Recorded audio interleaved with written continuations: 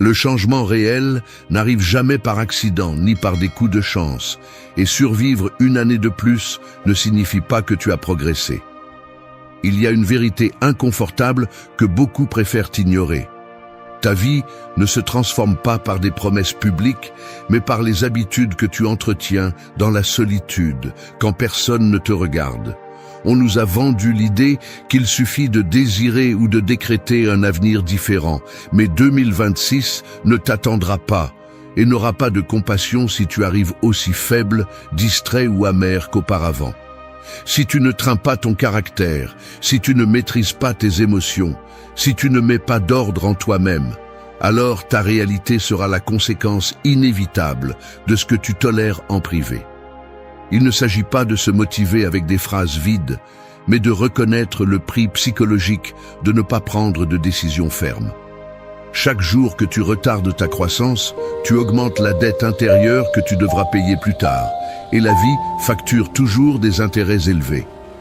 Le stoïcisme et la foi authentique ne promettent pas une existence facile, mais ils offrent des mécanismes pour résister, reconstruire et choisir ta réponse face à l'adversité. Si tu veux arriver en 2026 avec un but et une conscience, tu dois cesser de négocier avec tes excuses et commencer à construire une base intérieure qui ne dépende pas du climat extérieur. Personne ne viendra te sauver de toi-même. Ce que tu fais en privé définit ce que tu vaux en public. 1. Construisez des habitudes avant de rechercher des résultats. La vérité est celle-ci. Vous ne construirez rien de durable tant que vous resterez obsédé par des résultats immédiats. Si votre premier geste chaque matin est de vérifier combien votre vie a changé depuis hier, vous avez déjà perdu. On vous a vendu l'idée que la transformation se mesure par l'impact visible, par les chiffres, par les applaudissements, par la sensation de progrès instantané. Mais c'est faux. La réalité est beaucoup plus inconfortable. Ce qui compte, c'est ce que personne ne voit, ce que vous répétez chaque jour, même si cela ne vous apporte aucune récompense rapide. Les résultats sont la conséquence inévitable de ce que vous faites en privé, quand personne ne vous surveille, quand vous n'avez personne à impressionner ni de qui vous cacher. Le problème, c'est que la plupart choisissent de vivre piégés dans l'anxiété du résultat, sautant d'objectif en objectif, comme si le simple fait de le désirer ou d'essayer quelquefois suffisait. C'est l'auto-tromperie du débutant. Confondre l'enthousiasme avec le changement réel, confondre l'intention avec l'habitude, confondre le rêve avec la discipline quotidienne. Ce n'est pas un manque d'information, c'est un manque de volonté pour supporter le vide entre l'action et le résultat. Et ce vide se remplit presque toujours d'excuses, de procrastination et de ce désir toxique de gratification immédiate. Crois-tu vraiment que ta vie va changer parce qu'un jour tu t'es senti inspiré? Ça ne fonctionne pas comme ça. Ça n'a jamais fonctionné ainsi. Je te le répète. D'abord, tu construis l'habitude. Ensuite, les résultats apparaissent. Tu veux de la force, mais tu fuis l'entraînement constant. Tu veux de la paix, mais tu ne supportes pas le silence inconfortable de ton propre esprit. Tu veux un but, mais tu refuses l'inconfort de la constance. Il n'y a pas de raccourci. Le résultat n'est jamais la cause, c'est l'effet. Ce qui importe, c'est ce que tu fais quand personne ne te regarde, pas ce que tu publies ni ce que tu prêches. Le véritable caractère se forge dans la répétition, dans la routine qui semble insignifiante, dans cette série de petites décisions qui ajoutent ou retirent à ta vie réelle. Les habitudes sont la structure invisible de ton destin. Cette phrase, tu dois la garder à l'esprit chaque jour, surtout lorsque tu te surprends à chercher des excuses pour ne pas faire ce qu'il faut. Les personnes faibles abandonnent parce qu'elles ne voient pas de changements immédiats. Elles renoncent parce qu'elles n'ont pas compris que la véritable transformation est un processus lent, presque imperceptible, inconfortable et souvent solitaire. Ce qui te freine, ce n'est pas le manque de capacité, mais le manque de discipline pour soutenir l'effort sans avoir besoin d'applaudissements ni de promesses de succès à court terme. Chaque fois que tu choisis de sauter une action minimale parce que aujourd'hui ça ne fait pas de différence, tu accumules une dette envers toi-même. Une dette qui se transforme ensuite en frustration, en ressentiment. en ce sentiment amer que rien ne change et que tout pèse plus lourd. Le stoïque et l'homme de foi s'accordent sur ce point. Ta vie se définit par ce que tu soutiens jour après jour, pas par ce que tu rêves dans l'euphorie d'un moment. Ce que tu sèmes en secret, tu le récoltes en public, mais il faut être prêt à semer même s'il n'y a pas de signe de germination, même si tout semble identique. Si tu ne supportes pas la lenteur de la croissance, tu ne mérites pas non plus la solidité des résultats. Ne négocie pas avec ta discipline, fais ce que tu dois faire. C'est la seule formule. Arrête de mendier des changements spectaculaires et commence à respecter les petits engagements. Ton caractère se fracture ou se renforce dans les détails que tu décides d'ignorer ou de respecter. Si tu espères que l'année 2026 sera différente, lâche la soif de résultats immédiats et commence à entraîner la constance, même si ça fait mal, même si personne ne le remarque, même si ça semble qu'il ne se passe rien. Parce que là, dans cet effort silencieux et obstiné commence vraiment la transformation. 2. Sépare ta valeur de tes circonstances. Tu te lèves, tu vérifies ton téléphone et avant même que la journée ne commence, tu as déjà laissé ton humeur être influencée par la nouvelle que tu as lue, le commentaire que quelqu'un a fait sur toi, la facture qui est arrivée ou le message qui n'est pas apparu. Tout cela se produit dans les premières minutes du matin, presque sans que tu t'en rendes compte. Tu ressens cet élan de te sentir moins si les choses ne se passent pas comme tu l'espérais, ou de te gonfler si le monde t'applaudit ou te donne raison. Si la journée commence bien, tu te crois précieux. Si elle commence mal, tu te sens un fardeau. Et là se trouve l'erreur que tu répètes sans t'en apercevoir. Tu remets le contrôle de ta valeur à des facteurs que tu ne peux pas seulement contrôler, mais qui changent chaque jour, parfois chaque heure. Tu as appris à associer qui tu es à ce qui se passe à l'extérieur, comme si ta dignité était en jeu chaque fois que le monde tourne. Peu de choses t'épuisent, autant que ce piège mental. Parce que tu vis sur la défensive, mesurant ton importance par les réussites, la reconnaissance extérieure ou, pire encore, par l'absence de problème. Ainsi, chaque obstacle devient une menace personnelle, chaque critique un jugement, chaque contretemps une preuve de ta prétendue insuffisance. Mais la vérité est qu'aucune circonstance n'a le pouvoir de définir ta valeur réelle. Ce qui t'arrive n'est que le contexte, pas la mesure de ton être. Lorsque tu t'identifies à la crise ou au succès, tu deviens un otage émotionnel de ce que tu ne peux pas contrôler. Tout t'affecte trop parce que tu n'as pas établi de frontières internes claires entre ce que tu es et ce que tu traverses. Chaque fois que tu laisses une mauvaise nouvelle ou un regard d'autrui te démoraliser, il y a derrière une croyance plus profonde, que tu ne vaux que lorsque tout est en ordre, lorsque les choses se passent comme tu l'as prévu, lorsqu'il n'y a ni échec ni déception. Mais cette idée est une condamnation à l'anxiété et à la frustration. Le mécanisme est subtil. Tu cherches constamment validation, approbation, tout signe que tout va bien. Et tu te punis lorsque l'environnement ne répond pas comme tu le souhaites. Le résultat est une vie où il te manque toujours quelque chose, ou où tu crains toujours de perdre ce que tu as. Une vie où tu confonds l'estime de soi avec le résultat immédiat. C'est là que commence la véritable fracture interne. Séparer ta valeur de tes circonstances est un exercice de brutale honnêteté. Cela exige que tu t'observes sans filtre, que tu reconnaisses combien de fois tu as agi uniquement pour éviter de te sentir moins, combien de fois tu as cessé d'essayer par peur du rejet, combien de fois tu as laissé un mauvais jour te faire douter de toi-même. Comprendre cela ne signifie pas devenir indifférent ni nier le poids de ce qui se passe, mais apprendre à mettre chaque chose à sa place.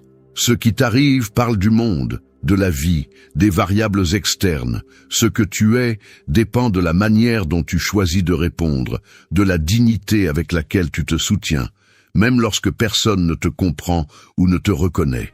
Tu n'es pas le solde de tes comptes, ni le résumé de tes erreurs, ni les applaudissements que tu reçois.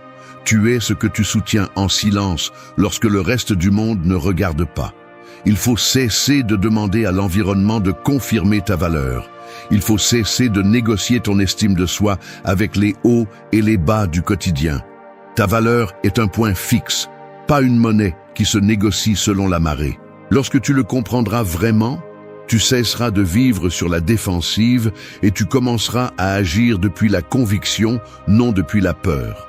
La seule approbation dont tu as besoin est celle que tu te donnes lorsque tu sais que tu as agi avec intégrité, même si personne ne le remarque. C'est la ligne que tu ne dois pas franchir. Ne vends jamais ta dignité pour un peu de tranquillité momentanée. La valeur personnelle ne dépend pas de ce qui se passe à l'extérieur, mais de la force intérieure avec laquelle tu soutiens tes principes lorsque personne ne te remercie. Choisis d'être maître de toi, pas esclave des circonstances. 3. Maîtrise tes émotions, ne réagis pas par impulsivité. Je confesse quelque chose dont je ne suis pas fier. J'ai laissé mes émotions décider pour moi plus de fois que je ne voudrais l'admettre. Il est inconfortable de découvrir qu'en dépit de toute la théorie, du contrôle de soi que l'on prêche en public, il suffit d'un geste malheureux, d'une nouvelle inattendue, d'un mot mal placé pour que l'esprit se dérègle et que le corps agisse avant de penser. Il existe un mécanisme automatique presque invisible qui déclenche des réponses. Au moindre contact avec l'inconfort, le tempérament prend le gouvernail. Et le pire, c'est que le dommage n'est presque jamais immédiat ni scandaleux. Il s'accumule plutôt subtilement, comme une dette émotionnelle qui, jour après jour, te vole de la clarté et de la force. Chaque fois que tu réagis sans filtrer ce que tu ressens, tu remets un peu de ton pouvoir. Je te l'assure, maîtriser tes émotions n'est pas les réprimer ni les nier, mais apprendre à ne pas leur obéir aveuglément. Tu n'es pas ce que tu ressens à un instant donné, tu es ce que tu décides de faire avec ce que tu ressens. Si tu prends le temps d'observer la racine de la plupart de tes trébuchements, tu verras qu'il y a presque toujours un schéma. D'abord surgit une émotion intense, colère, peur, honte, frustration, et ensuite la réaction automatique, cette action impulsive qui semble inévitable et qui a souvent des conséquences disproportionnées. L'impulsion est un raccourci mental, une façon rapide et primitive de te protéger, mais dans la vie adulte, elle finit presque toujours par être un filtre déformé qui te fait surréagir ou te défendre contre des dangers qui n'existent plus. C'est ici que l'esprit doit intervenir.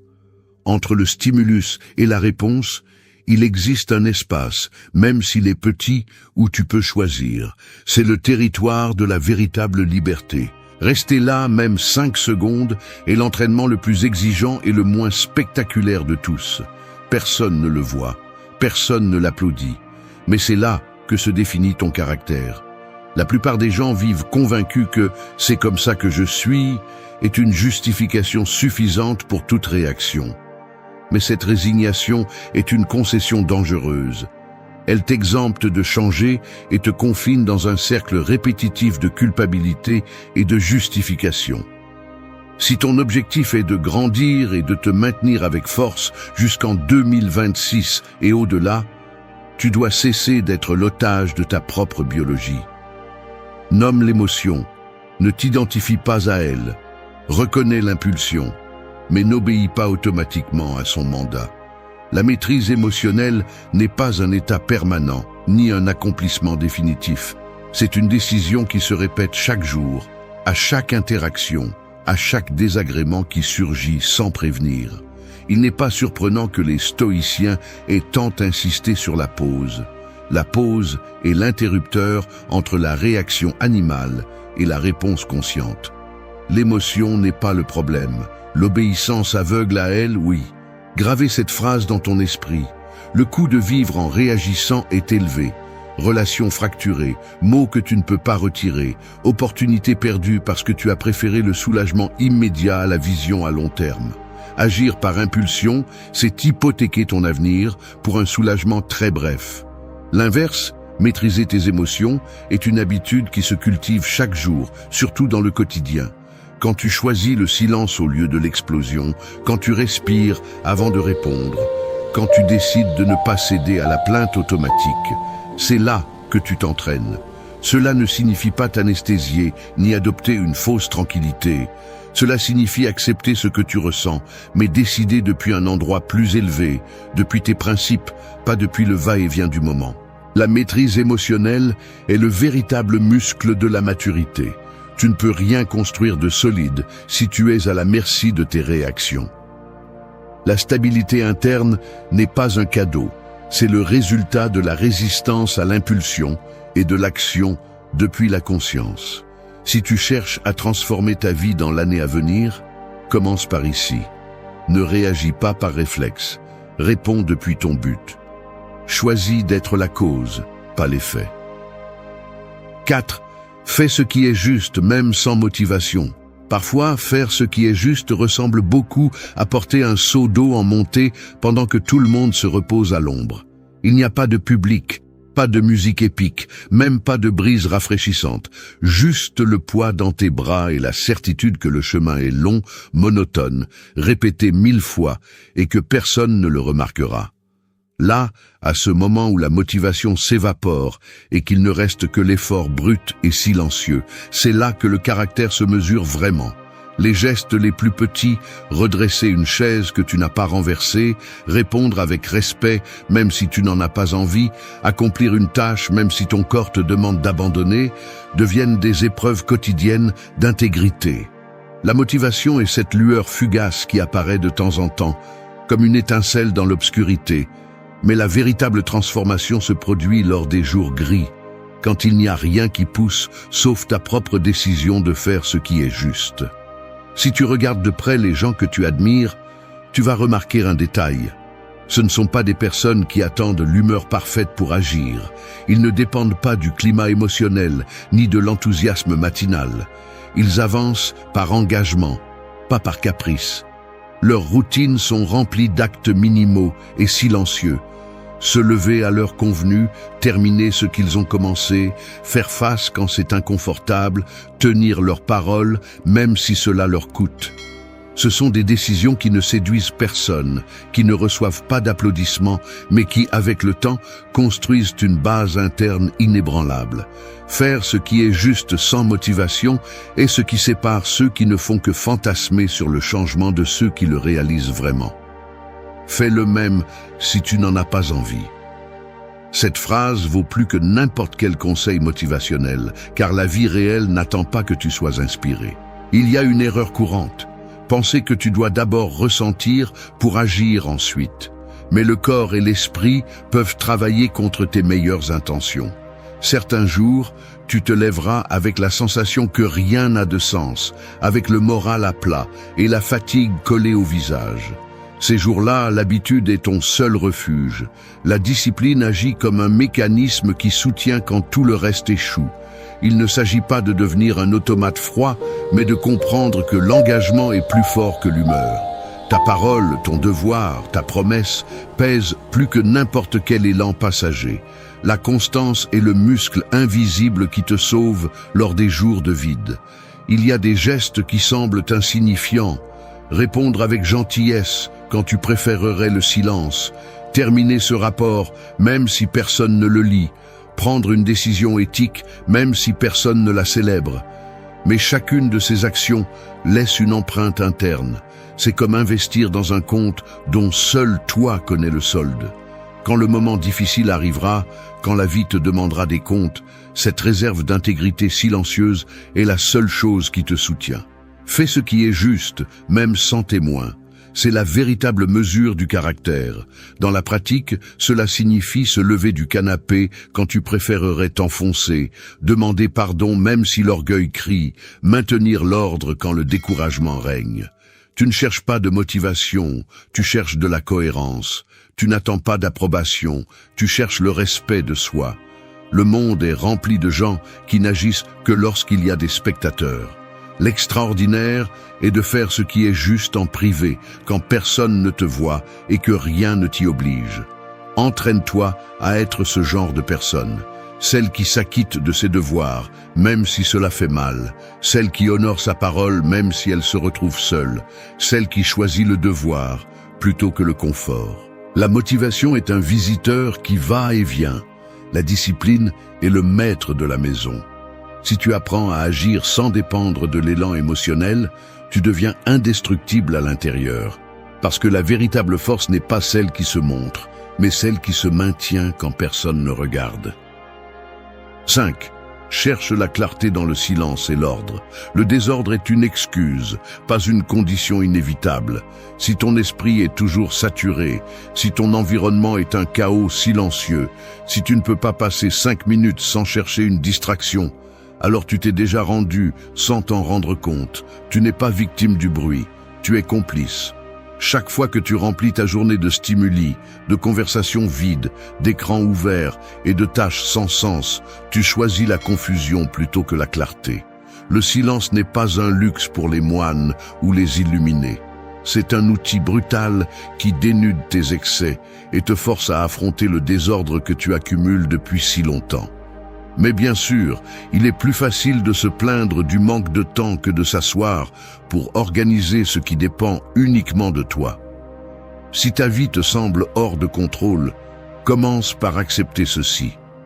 Le chaos ne se résout pas tout seul, il se confronte. Il est inconfortable, mais nécessaire, de regarder l'espace physique et mental que tu as permis de se remplir de déchets. Fichiers inutiles, conversations en attente, objets empilés, pensées répétitives, décisions reportées. Tout cela pèse même si tu l'ignores. La confusion n'est pas innocente. Elle devient un filtre qui déforme ce que tu vois et te vole de l'énergie même avant que la journée ne commence. Les gens faibles attendent d'être motivés pour nettoyer leur vie. Les gens forts comprennent que la clarté n'apparaît pas par miracle. Elle se construit à la main, en éliminant ce qui est superflu et en affrontant le vide qui reste lorsque tu cesses de remplir chaque seconde de bruit. Silence et ordre, deux mots inconfortables car ils exigent de la maturité. Enlève le masque de la victime et reconnais que ton désordre est ta responsabilité. La clarté mentale naît du silence inconfortable, celui que beaucoup évitent car il expose des vérités qu'ils préféreraient ne pas voir. Lorsque tu oses mettre en pause le flux interminable d'informations, d'opinions, de demandes externes, tu découvres combien tu as reporté le travail essentiel. Mettre en ordre tes priorités, tes habitudes, tes engagements. Celui qui ne supporte pas le silence ne supporte pas non plus la vérité de sa propre vie. C'est là que se séparent ceux qui avancent de ceux qui restent bloqués dans la plainte et l'autocompassion. Le silence est une épreuve de courage, car il te laisse face à face avec ce que tu crains, tes contradictions, tes doutes, ton manque de direction. L'ordre, pour sa part, n'est pas une question d'obsession ni d'esthétique superficielle. C'est une discipline appliquée au concret. Tu ne peux pas demander de la clarté si ton bureau est un cimetière de promesses brisées ou si ton agenda est un mosaïque d'engagements vides. Chaque objet hors de sa place, chaque tâche accumulée est une décision que tu as reportée et qui te pèse aujourd'hui comme une dette. L'ordre externe est le reflet de ton ordre interne. Si tu n'es pas capable de maintenir le minimum dans le monde physique, tu ne pourras pas non plus prendre de grandes décisions lorsque la pression réelle arrivera. Celui qui ne peut pas ordonner sa journée ne pourra pas non plus ordonner son destin. Grave cette phrase. Arrête de chercher des secrets pour te concentrer et commence par nettoyer ton espace et tes pensées. Les personnes qui obtiennent des résultats durables ne sont pas celles qui ont le plus de talent, ni celles qui trouvent l'environnement parfait, mais celles qui apprennent à créer de la clarté au milieu du bruit. Ne te laisse pas tromper, si tu ne te donnes pas de temps pour le silence, tu deviens esclave de la confusion des autres. Si tu ne ranges pas ce qui est à ta portée, le désordre te dévore de l'intérieur. La clarté est une conquête quotidienne. N'attends pas de te sentir prêt, agis. Silence pour écouter ce qui importe. Ordre pour soutenir ce que tu décides. Il n'y a plus d'excuses. Le chaos est confortable, mais il n'est jamais digne. Choisis la clarté, même si cela fait mal. 6. Pratique la gratitude, même en temps difficile. La gratitude n'est pas un luxe ni une vertu décorative, c'est une obligation brutale si tu veux survivre avec dignité au coût de la vie. Personne ne va t'offrir la sérénité ni la clarté tant que tu continues à croire que tu ne peux être reconnaissant que lorsque tout va bien. Cette pensée est un piège qui te fragilise en silence. Elle te conditionne à dépendre de l'extérieur pour trouver l'équilibre et te laisse à la dérive chaque fois que la réalité mord. L'esprit, si tu ne l'entraînes pas, devient une machine à enregistrer les manques, ce qui fait défaut, ce qui fait mal, ce qui a mal tourné. Ainsi, la souffrance ne se contente pas de te rendre visite, elle s'installe et commence à définir ton identité.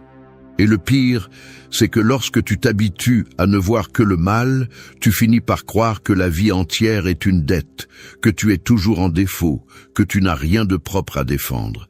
C'est inconfortable à admettre, mais parfois la douleur devient une excuse parfaite pour cesser de voir ce qui demeure. Le cerveau, conditionné par l'habitude de survivre, devient expert dans la détection des menaces et l'archivage des pertes. Mais il devient maladroit lorsqu'il s'agit d'enregistrer ce qui résiste, ce qui ne se brise pas, ce qui continue à te soutenir, même au milieu de la pénurie.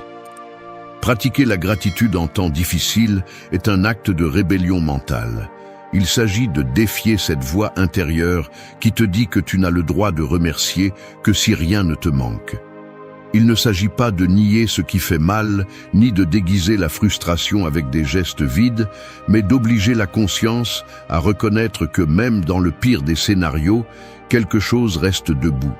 Parfois, c'est la santé qui résiste, une relation qui ne s'est pas brisée, la capacité de réessayer, ou simplement l'opportunité de continuer à apprendre. La gratitude, bien comprise, n'exige pas que tu sois aveugle à la douleur, ni que tu deviennes insensible. Elle exige, en revanche, que tu construises un filtre différent pour regarder ta vie. Un filtre qui n'ignore pas le mal, mais qui ne lui remet pas non plus le contrôle total de ta perception.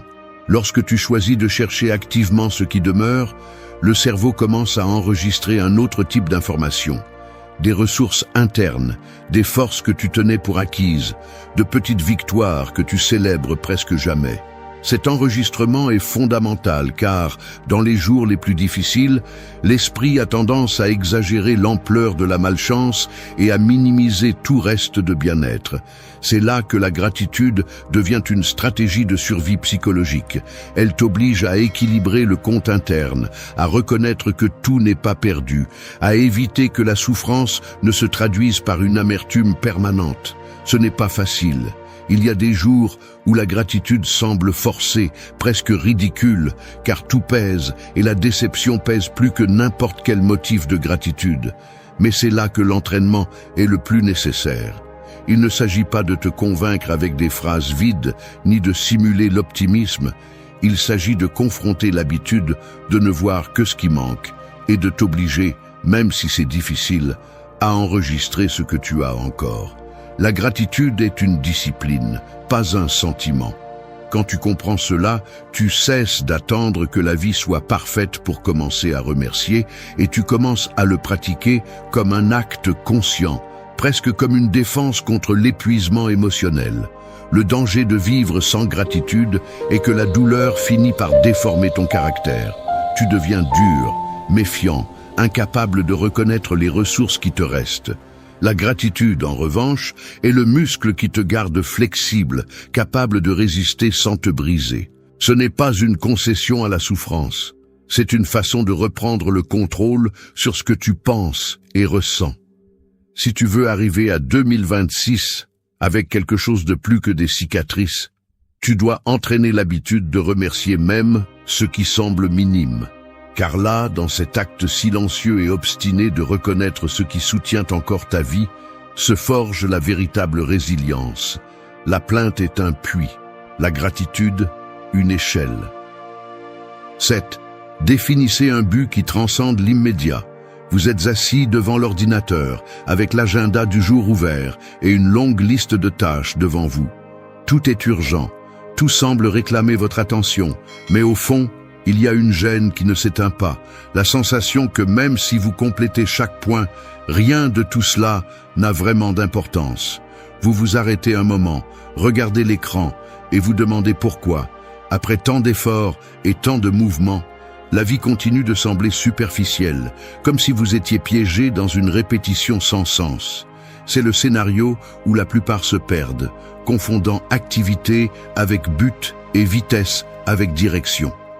Le problème est structurel. Nous vivons obsédés par la résolution de l'immédiat, par l'extinction des incendies, mais nous ne prenons jamais le temps ni le courage de nous demander pourquoi nous soutenons tout cet effort. Il ne s'agit pas seulement d'avoir des objectifs, mais de savoir si ces objectifs construisent réellement quelque chose qui en vaut la peine.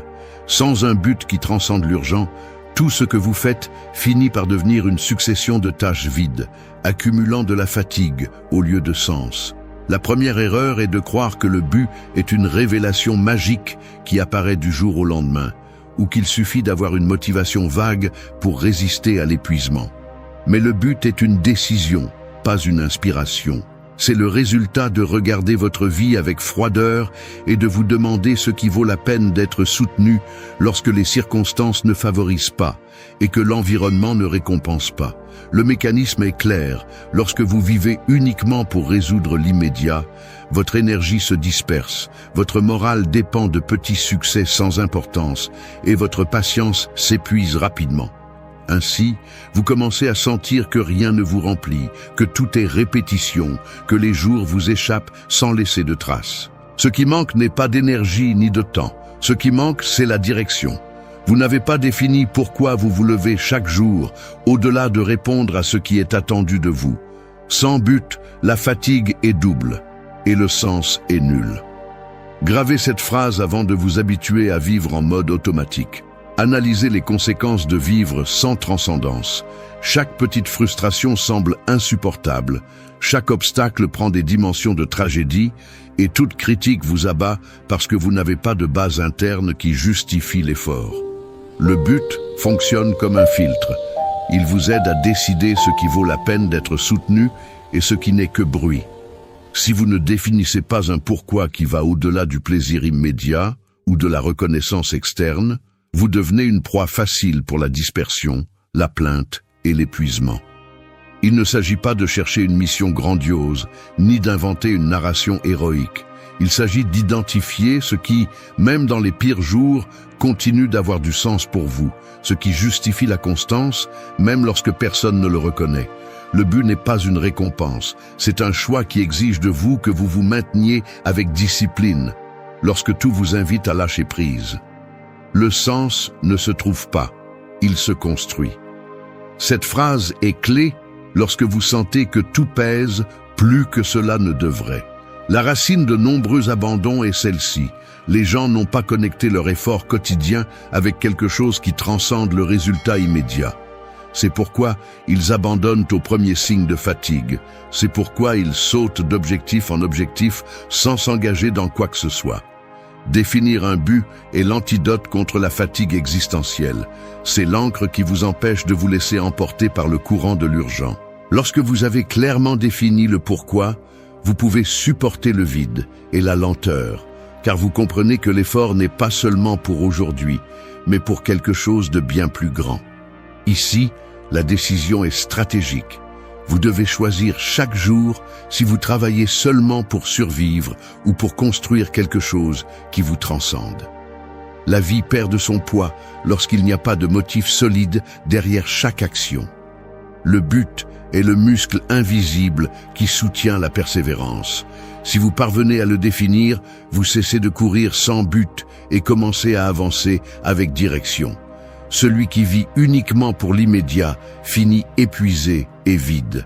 Celui qui définit un pourquoi trouve de la force même dans la routine. 8. Choisis de grandir chaque jour, sans excuse. Je confesse que pendant longtemps, j'ai utilisé le prétexte de la fatigue, de l'épuisement ou du manque d'opportunités pour rester au même endroit. Je me voyais dans le miroir chaque matin, je remarquais le geste prématurément fatigué, le dos un peu voûté par le poids invisible des décisions reportées. Et pourtant, je justifiais chaque paralysie par des explications brillantes. Le contexte n'aide pas. Aujourd'hui n'est pas le jour. J'ai déjà fait assez. Il est inconfortable de voir comment, en silence, on normalise la médiocrité déguisée en prudence. Le rituel était presque toujours le même. M'asseoir devant une table en désordre, passer en revue mentalement ce que je devrais faire, ressentir cette gêne dans la poitrine qui avertit que aujourd'hui non plus, tu ne vas pas grandir, et chercher une distraction suffisamment digne pour excuser l'inertie. Rien de tout cela ne se voit de l'extérieur. Personne ne soupçonne le véritable motif derrière les pauses, les déplacements inutiles, le regard perdu entre des tâches sans sens. Il est facile de devenir expert en excuses. Beaucoup plus difficile est d'accepter que la stagnation est une décision, pas une condamnation.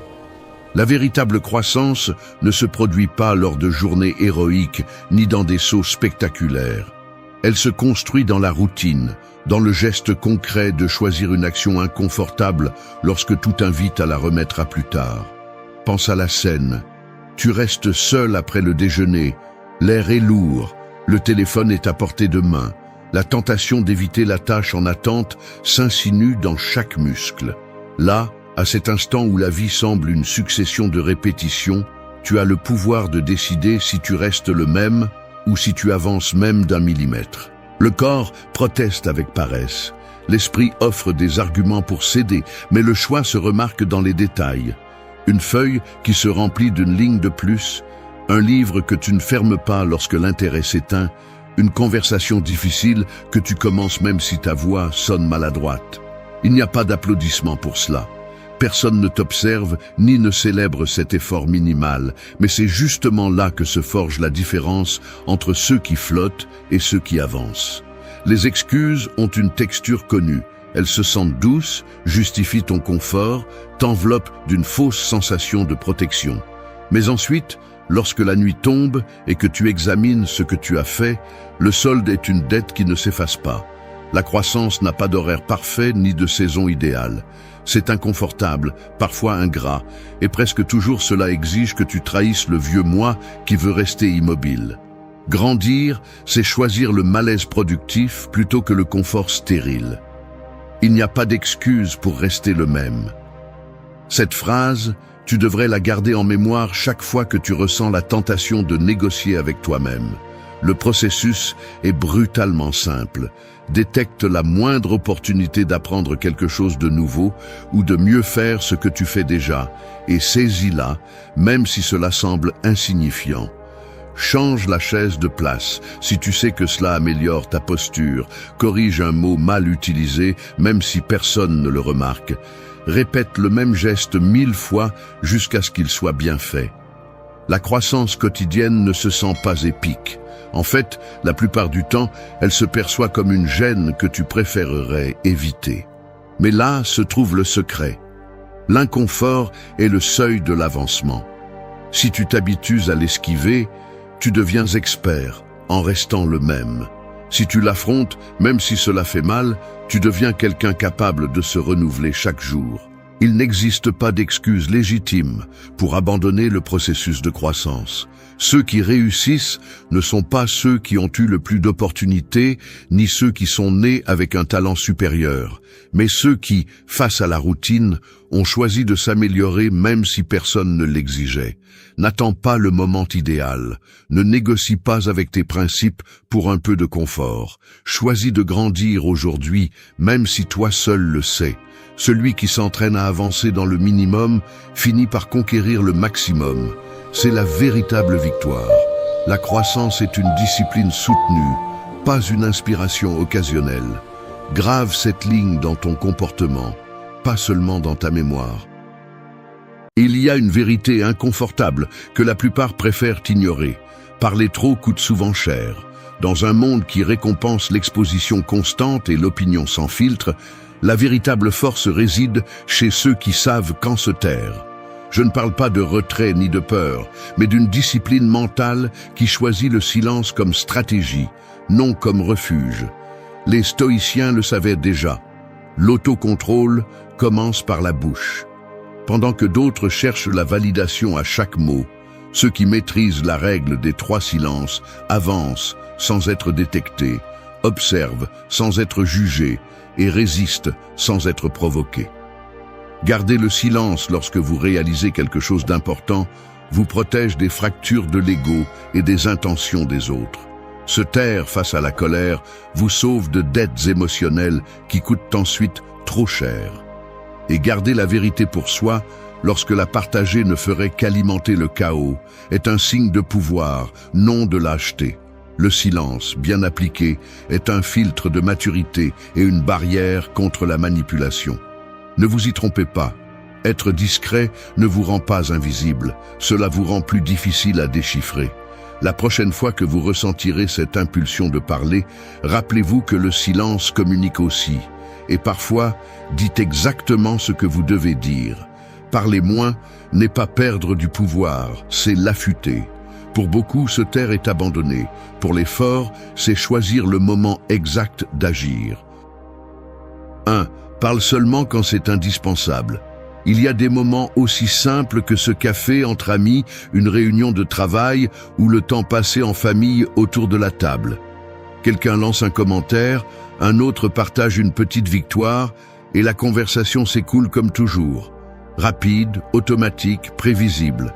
Tu sens en toi l'élan d'intervenir, d'ajouter quelque chose, de raconter ta version ou de faire savoir que tu sais aussi, que tu réussis aussi, que tu comptes aussi.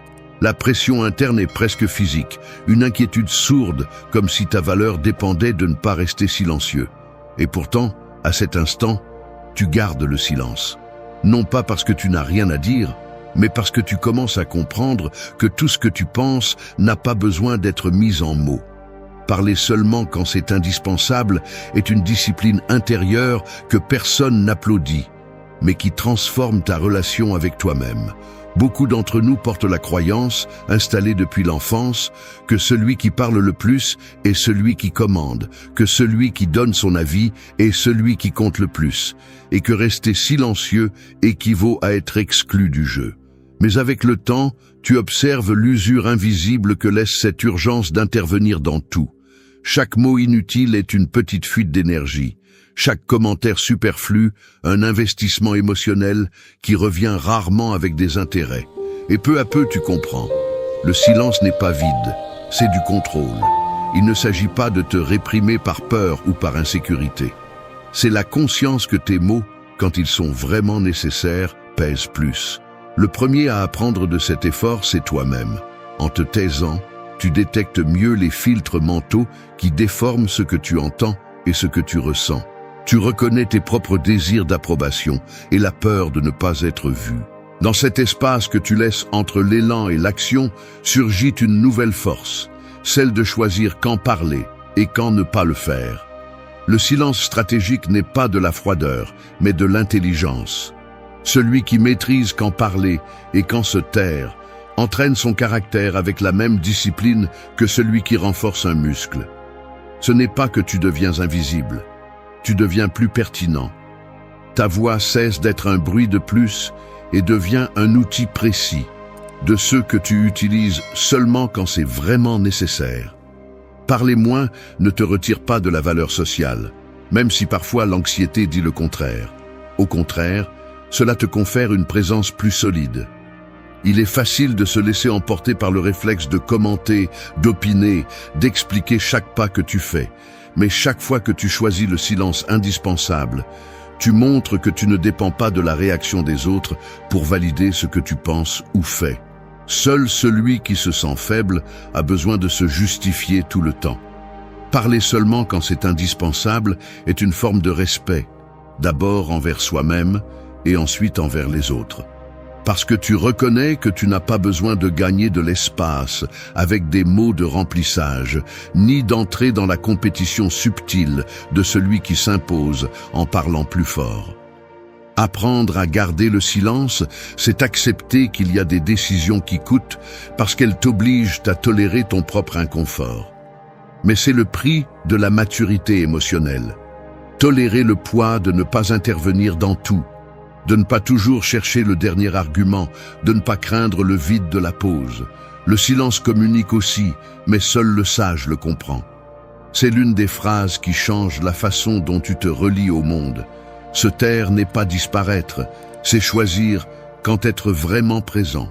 Si tu parles seulement quand c'est indispensable, tes mots cessent d'être une dette et deviennent un investissement. Ainsi se renforce la présence, ainsi on devient moins vulnérable et plus difficile à manipuler.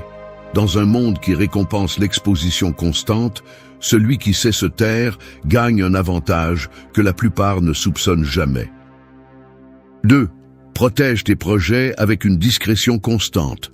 Je reconnais à quel point il est inconfortable de l'admettre, mais il y a une part de moi qui, dès qu'elle sent que quelque chose se passe bien, qu'un plan commence à prendre forme ou que j'avance, même un peu, a envie de le crier.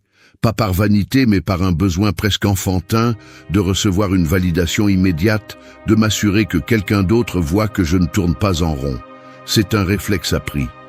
L'impulsion de partager le projet, l'objectif ou même la simple intention, comme si en le mettant à l'extérieur, cela devenait plus réel, plus solide. Cependant, chaque fois que je cède à cette urgence, je finis par faire face à une sorte de gueule de bois psychologique. L'énergie dont j'avais besoin pour continuer à avancer se dilue, et au lieu de me sentir plus fort, je me sens plus exposé.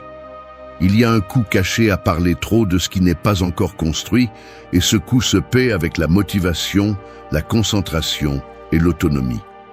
Lorsque tu analyses les causes de ce mécanisme, tu vois que la culture récompense l'exposition. On nous a appris que partager nos objectifs est un signe de sécurité, de confiance, de mentalité de réussite.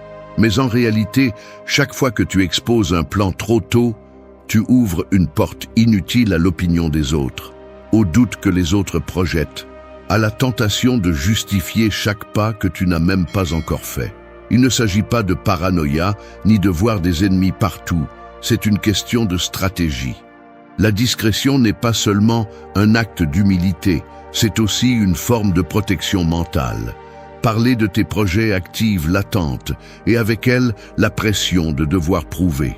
Ce qui était un désir authentique se transforme en une obligation sociale et le processus personnel se contamine avec l'anxiété de ne pas échouer aux yeux des autres. Lorsque tu tombes dans ce cycle, tu perds le contrôle de ton propre rythme. Le plan cesse de t'appartenir. La conséquence est directe et brutale. Plus tu parles de ce que tu feras, moins tu fais. Il y a un transfert d'énergie que presque personne n'analyse. La satisfaction que tu devrais réserver pour la réalisation réelle est avancée et gaspillée dans l'anticipation verbale. Le cerveau reçoit la récompense trop tôt et l'engagement interne s'affaiblit. C'est la raison pour laquelle beaucoup d'intentions se dégonflent à peine nous les nommons. Ce n'est pas de la superstition, c'est de la psychologie pure. L'exposition prématurée te vole du carburant. De plus, lorsque les gens connaissent tes mouvements, des jugements, des comparaisons et des attentes surgissent automatiquement. Certains se réjouissent, d'autres projettent leurs insécurités et doutent sur toi, d'autres se sentent directement frustrés. Tu ne peux pas contrôler le filtre avec lequel ils regardent tes projets, mais tu peux choisir combien tu laisses voir. Protéger tes projets dans le silence est, en essence, blinder ta motivation contre l'usure inutile. Choisir la discrétion constante implique d'accepter l'inconfort de ne pas recevoir de reconnaissance immédiate. C'est un exercice inconfortable car il t'oblige à valider ton propre processus sans renforcement externe. Mais cet inconfort est ce qui renforce l'indépendance mentale. Le progrès qui se protège dans le silence se sent plus authentique. L'avancement est plus stable car il est moins contaminé par le regard des autres. Garder le silence ne signifie pas cacher par peur, mais protéger ce qui est encore en construction. Le secret devient plus fort. Lorsque tu gères tes projets avec cette discipline, tu deviens moins vulnérable à l'interférence, au sabotage involontaire et aussi à l'usure émotionnelle produite par la comparaison sociale. Le silence stratégique ne te protège pas seulement des autres, il te protège de toi-même, de ta propre tendance à disperser de l'énergie dans le spectacle verbal. Il n'y a pas de raccourci pour maîtriser cela. C'est une décision quotidienne. Veux-tu avancer ou préfères-tu impressionner ? La véritable sécurité réside dans la capacité à progresser sans témoin, à soutenir l'effort sans besoin d'applaudissements. Lorsque tes réalisations parlent enfin pour toi, l'effet est irréversible et personne ne peut te l'enlever. La discrétion constante est un filtre qui sépare la motivation authentique du besoin artificiel d'approbation. C'est la différence entre construire en privé et vivre en attente de la réaction des autres. En pratique, parler moins de tes projets est une forme de respect envers ton propre processus. Personne ne peut attaquer ce qu'il ne connaît pas, et personne ne peut freiner ce qu'il n'a pas vu venir. La clé est simple mais exigeante. Protège tes avancées comme tu protèges ta dignité. L'exposition anticipée est une dette émotionnelle. La discrétion, en revanche, sera toujours un investissement. 3. N'annonce pas tes réussites trop tôt. Rien n'affaiblit plus que de célébrer la victoire avant d'avoir franchi la ligne d'arrivée. C'est l'erreur que beaucoup commettent sans même s'en rendre compte. Ils annoncent leur réussite trop tôt, convaincus que partager leur progression les rend plus forts, plus visibles, plus importants. Mais voici le piège. Ce que tu annonces avant de le consolider, tu l'exposes au jugement des autres. Tu l'exposes à l'énergie du doute, de l'envie et de la pression que tu n'as pas demandé. Le besoin de reconnaissance rapide est une fracture de caractère, un signe que tu dépends trop du regard des autres pour te soutenir. Il ne s'agit pas de fausse humilité, ni de se cacher. Il s'agit de comprendre le mécanisme interne qui te sabote. Quand tu parles de tes avancées avant qu'elles ne soient réelles, tu te précipites psychologiquement vers une récompense que tu n'as pas gagnée et tu te vides de l'intérieur. C'est comme dépenser son salaire avant de l'avoir touché, tu te retrouves à devoir de la motivation, à devoir des résultats.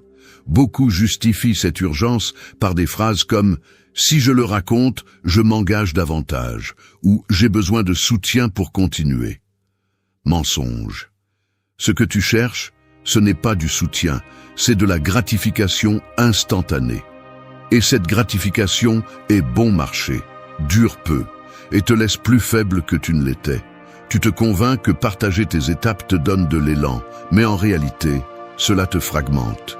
Tu perds de la force, parce que ton objectif n'est plus seulement le tien.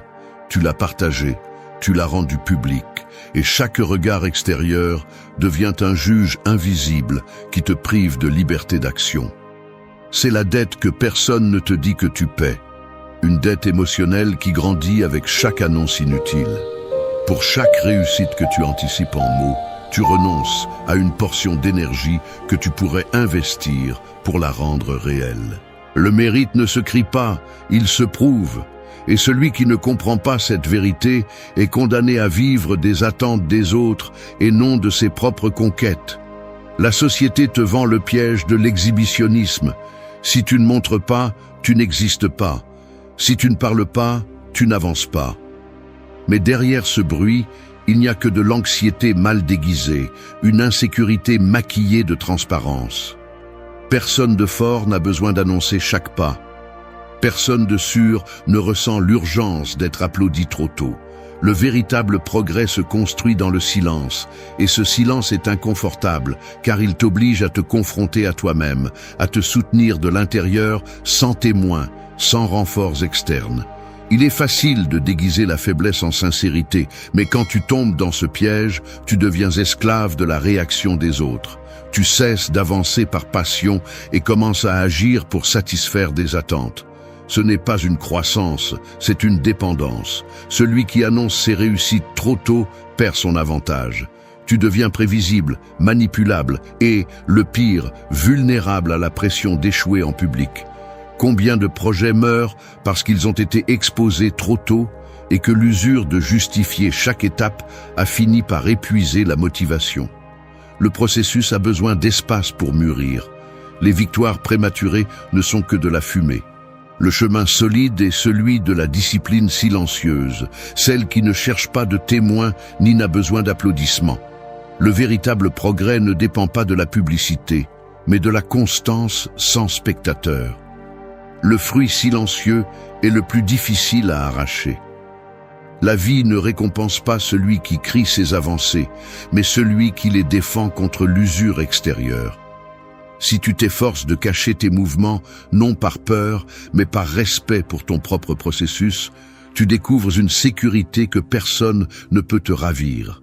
Arrête de donner ton énergie en échange de reconnaissance vide. Tu ne dois d'explication à personne sur ce que tu es en train de construire. Fais-le en silence, fais-le avec fermeté, et quand le résultat sera impossible à ignorer, qu'il parle de lui-même. Ne confonds pas visibilité et pouvoir. Le véritable pouvoir est d'avancer sans être interrompu. La prochaine fois que tu ressentiras cette impulsion d'annoncer ton succès trop tôt, souviens-toi, ce que tu protèges en silence grandit plus fort. Ce que tu exposes trop tôt s'affaiblit. Que tes réussites parlent, pas ton anxiété. 4. Répondre à la colère avec une calme absolue. En surface, une discussion animée ressemble à un échiquier où les pièces se déplacent rapidement, poussées par des mains tremblantes et des regards fixés. Le geste des sourcils froncés, le poing qui se serre sous la table, la mâchoire serrée comme si elle mordait un morceau d'acier invisible. C'est le théâtre de la colère, où le corps prend le contrôle et l'esprit devient spectateur. La provocation arrive, des mots tranchants, des gestes méprisants, le ton qui monte d'un demi-ton, et tout en toi réclame la réplique. Tu sens des picotements dans les bras, la poitrine se tend, le sang monte au visage. Autour de toi, l'atmosphère devient lourde. Le silence se déchire en morceaux et la présence de la tension devient tangible, presque comme un courant électrique qui traverse la pièce. Mais dans cet espace apparaît la première possibilité de pouvoir réel. Ne pas bouger, ne pas répondre, ne pas offrir à l'autre le spectacle de ta réaction. Répondre à la colère avec une calme absolue n'est pas un acte passif, loin s'en faut, ni une soumission. C'est une décision soutenue par des muscles invisibles, un entraînement qui exige plus de force que n'importe quelle explosion. Parce que la colère des autres est une invitation. Elle veut t'entraîner, elle veut te transformer en reflet, en écho de sa maladresse. La plupart tombent dans le piège, répondent automatiquement et paient ensuite la facture avec des remords, des explications et de l'épuisement. Mais celui qui apprend à se contenir, même s'il ressent à l'intérieur le poids de 1000 mots non dits, découvre un avantage qui n'est pas évident au premier abord. Le calme devient un bouclier silencieux, un filtre qui laisse passer l'essentiel et rejette le poison. Tu peux observer comment l'autre s'agite, comment sa respiration s'accélère, comment il cherche ta réaction comme quelqu'un qui a besoin d'oxygène. Il ne s'agit pas de nier ce que tu ressens, mais de ne pas devenir la marionnette des provocations des autres. Le calme est un pouvoir en état pur. C'est l'une de ces phrases qui traverse la peau. Celui qui maîtrise sa réaction, maîtrise la situation. La plupart craignent de rester silencieux face à l'agression par peur de paraître faible, mais c'est le contraire qui se produit. Celui qui répond avec colère se montre vulnérable, expose son talon d'Achille, révèle que n'importe qui peut le manipuler s'il sait quel bouton presser. En revanche, la personne qui se maintient, qui garde une respiration lente, qui ne hausse pas la voix, ni ne change de posture, devient imprévisible, et surtout, respectée. Le calme absolu n'est pas froideur, c'est un autocontrôle raffiné.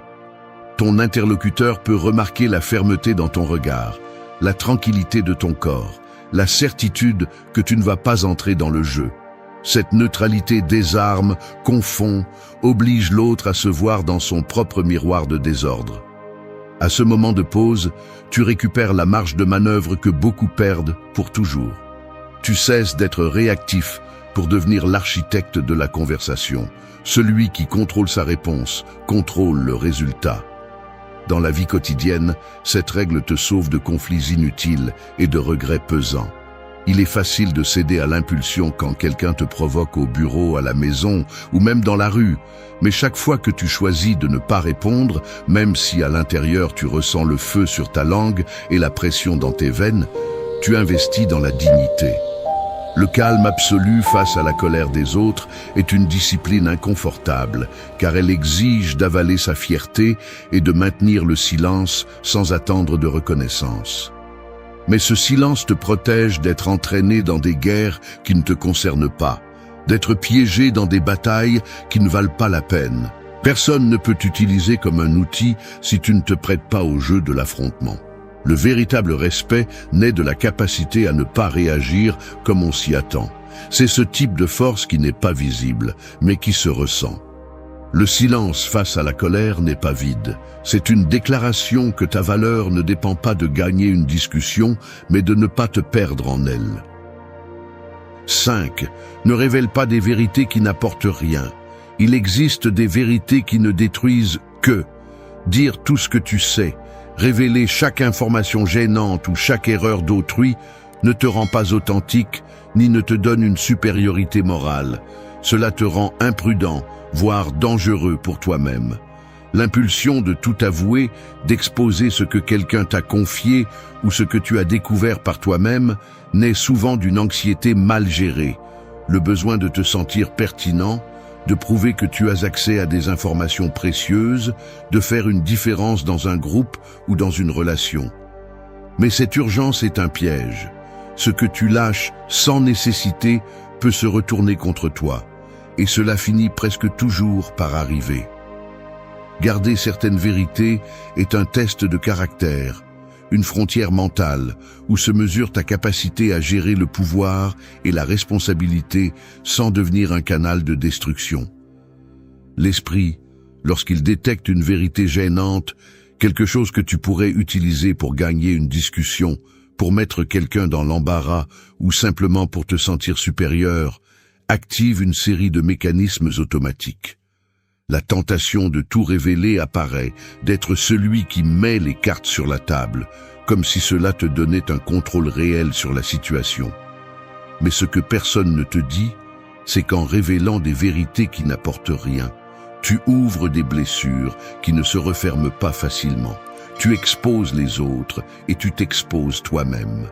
La confiance est une monnaie qui s'épuise rapidement et qu'il faut des années à reconstruire. Une fois que tu l'as perdue parce que tu n'as pas su te taire, la facture émotionnelle arrive avec des intérêts. Celui qui sait se taire sait protéger. Cette phrase devrait être la base de toute relation saine et de toute stratégie personnelle. Le désir de révéler des vérités cache parfois une insécurité, une peur de rester à l'écart ou de paraître naïf. C'est une sorte de bouclier. Si je montre que je sais tout, personne ne peut l'utiliser contre moi. Mais en agissant ainsi, tu renonces à un avantage silencieux. L'information est un pouvoir seulement quand tu sais quand l'utiliser et quand la garder pour toi. Tout ce que tu penses n'a pas besoin d'être rendu public. Toutes les vérités ne s'additionnent pas. Certaines ne font que fatiguer. En fait, tout révéler est souvent un symptôme de faiblesse. L'incapacité de supporter le poids de ce que tu sais sans chercher un soulagement immédiat. Maîtriser le silence face à la vérité gênante est une forme supérieure d'intelligence émotionnelle. Cela te permet d'observer sans intervenir, d'analyser sans te trahir, de décider sans laisser la pression interne te dominer. C'est l'entraînement d'un muscle que peu développent, la retenue. Dans la vie quotidienne, cela se traduit par des moments où tu pourrais démasquer quelqu'un, gagner une discussion ou te montrer comme le plus informé, et pourtant, tu choisis de ne pas le faire. Non par lâcheté, mais parce que tu comprends que toutes les batailles ne méritent pas d'être livrées et que la vérité mal administrée est plus toxique que le mensonge.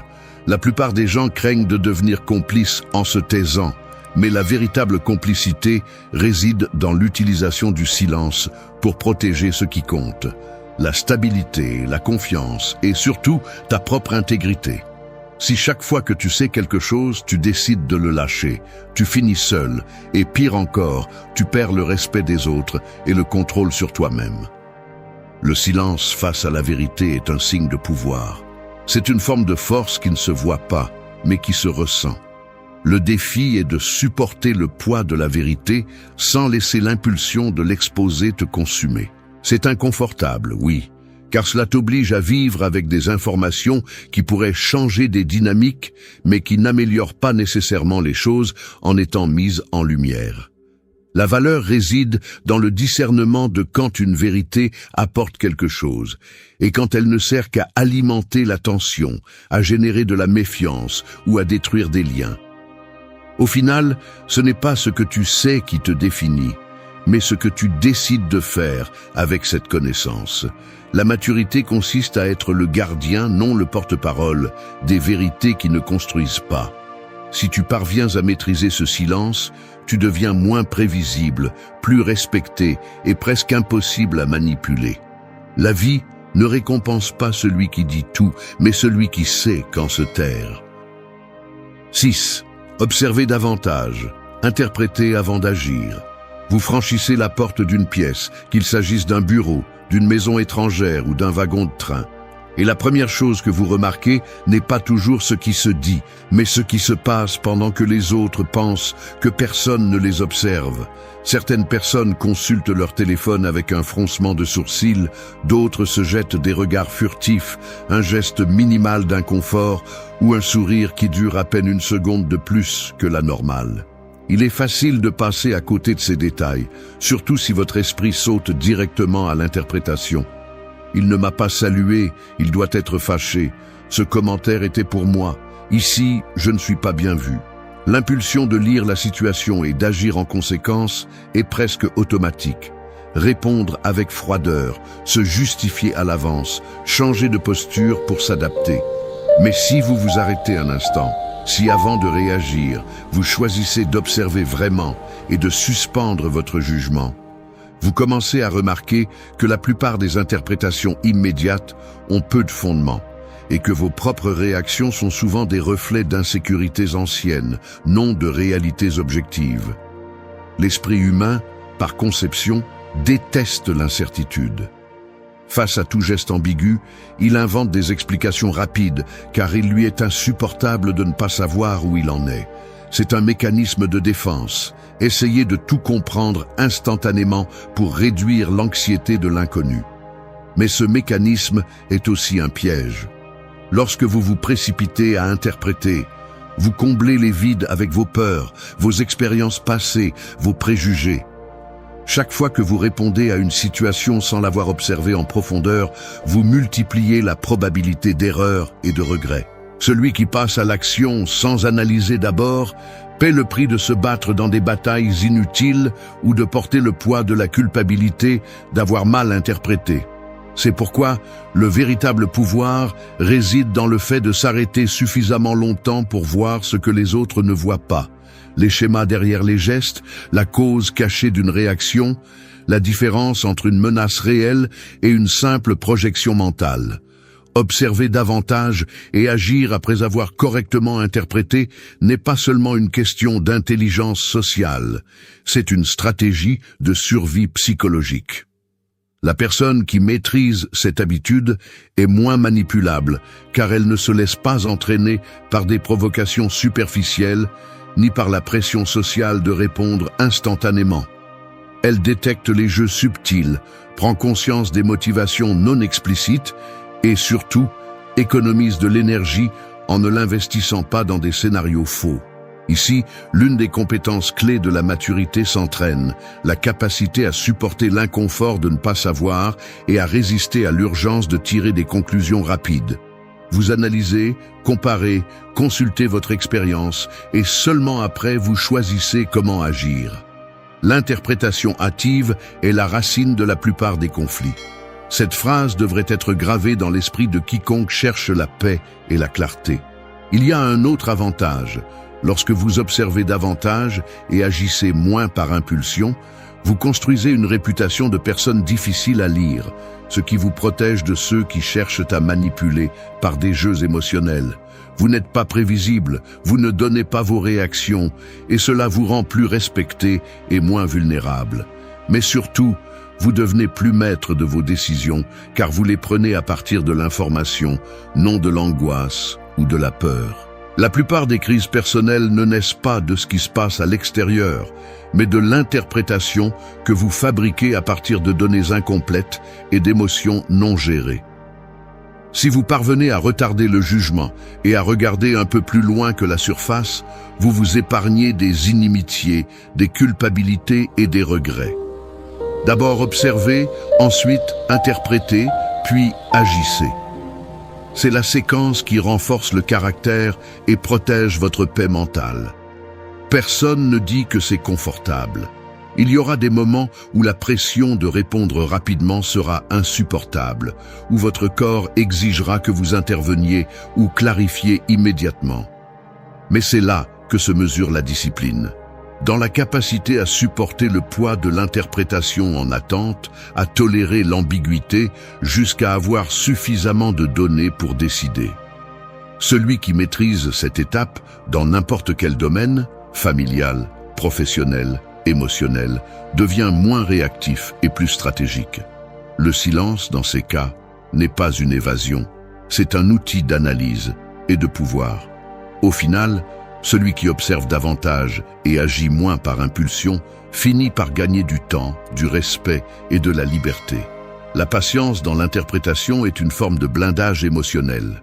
Ne donnez pas votre réaction au premier qui vous la demande. 7.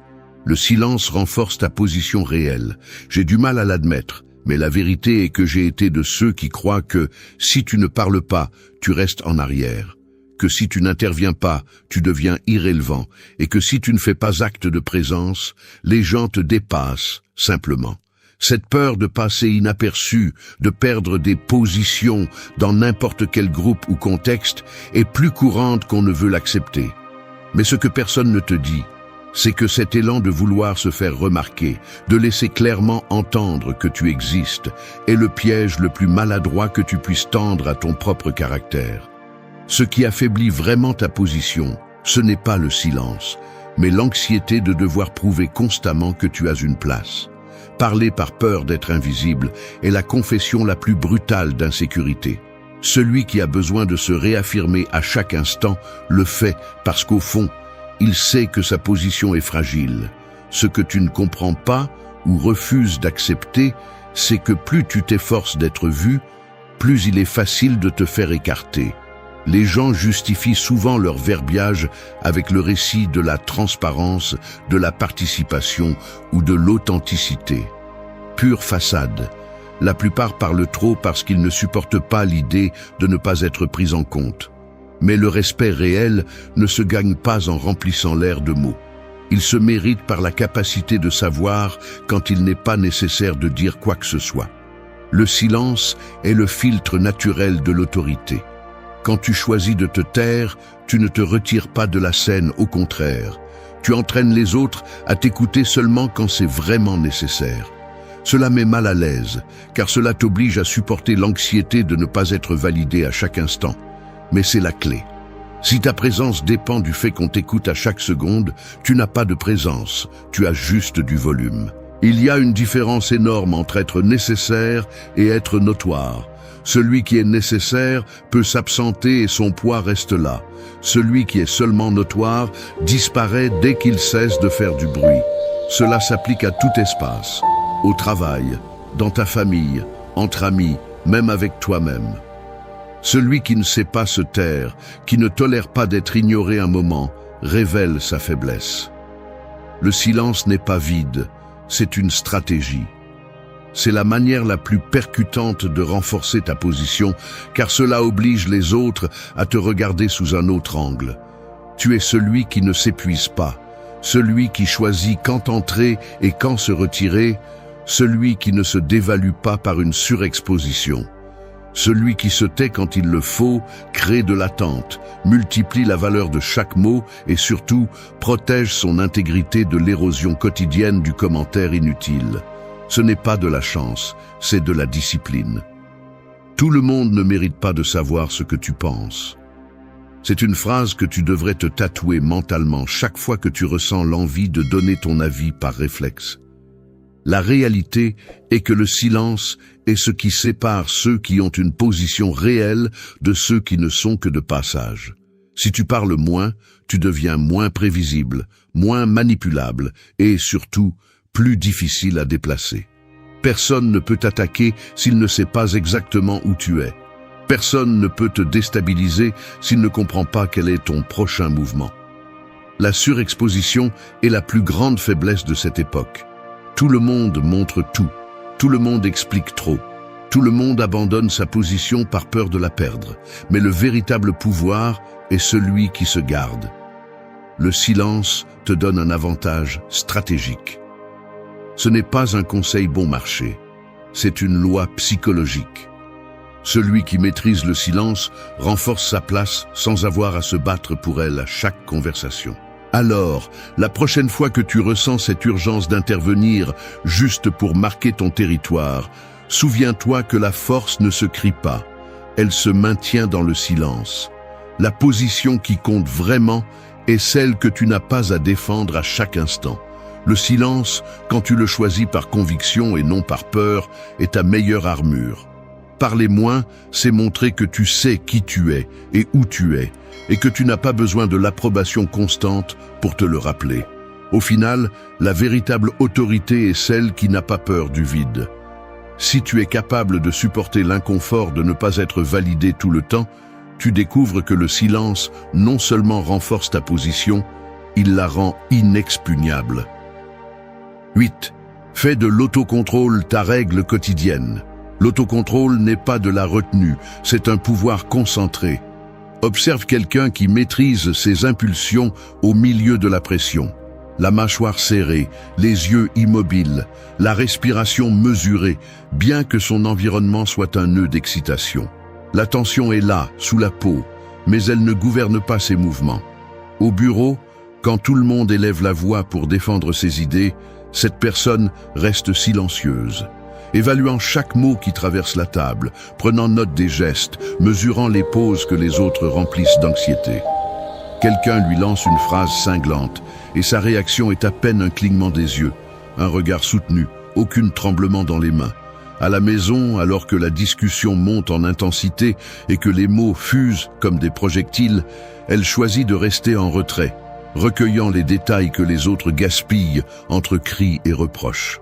Dans la rue, face à la provocation gratuite d'un inconnu, sa réponse est le silence, le dos droit, la décision de ne pas offrir d'énergie à celui qui ne la mérite pas.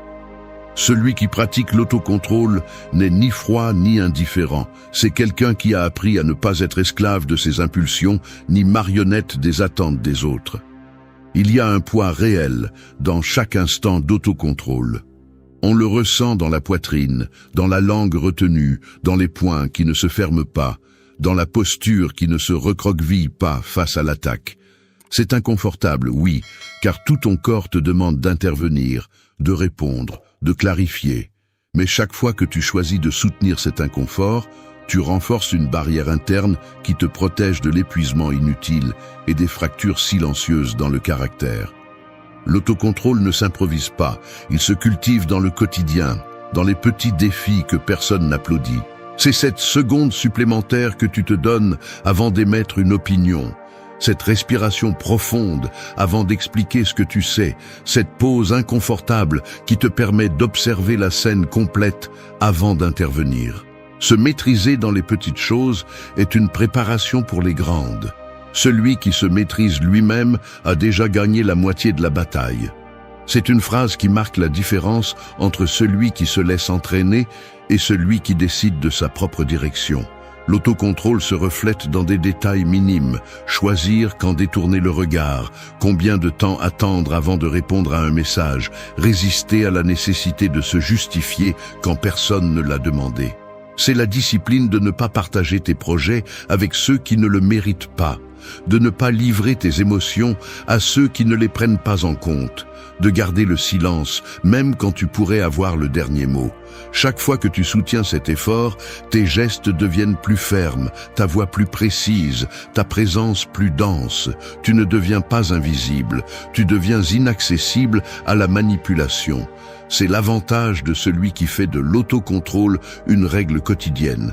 Il n'est pas à la merci du premier stimulus, il n'est pas prévisible, il ne se dévalue pas par une surexposition émotionnelle. La société célèbre le déchaînement et la transparence sans filtre, mais le véritable respect se gagne dans les moments où tu pourrais perdre le contrôle et choisis de ne pas le faire. Dans chaque conversation tendue, dans chaque provocation, dans chaque impulsion d'exhiber tes progrès, tu as l'opportunité de renforcer cette muraille interne. L'autocontrôle est ton assurance contre l'épuisement émotionnel, le filtre qui sépare ce qui ajoute de ce qui ne fait que te fragiliser. Ce n'est ni de la répression ni de la froideur, c'est l'intelligence de gérer tes ressources psychologiques comme celui qui prend soin d'un investissement précieux. L'autocontrôle est la forme la plus évidente de pouvoir personnel. Si tu le choisis chaque jour, sans exception, tes résultats cessent de dépendre du chaos externe et commencent à se construire à partir de la cohérence interne. Personne ne peut te prendre ce que tu construis en silence et défends avec discipline. Là se trouve la différence entre une vie gouvernée par des réactions et une dirigée par des décisions. Merci d'être resté jusqu'à la fin de la vidéo. Si vous avez tout vu, commentez « Je suis stoïcien » comme notre signe secret, indiquant que vous êtes un véritable apprenant du stoïcisme. N'oubliez pas de vous abonner et de liker la vidéo si elle vous a plu. Rendez-vous dans la prochaine vidéo et rappelez-vous, continuez à cultiver votre esprit stoïque.